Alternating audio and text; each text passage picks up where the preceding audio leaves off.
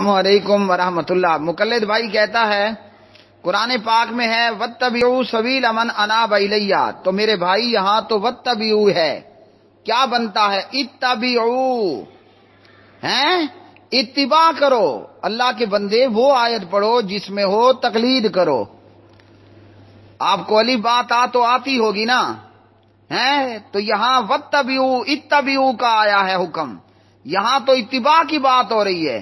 وہ آیت لاؤ جس میں ہو قلدو، تقلید کرو۔ قلد یقلدو کیا بنتا ہے تقلیدن، فہو مقلدن، تقلید کا پٹا، قلادہ، قلائد، قلد یقلدو تقلیدن۔ تو اللہ کے بندے یہ تو اتباع ہے، اتباع اور اطاعت تو قرآن میں ہے۔ وہ آیت پڑھنا خبردار جس میں ہو قلدو۔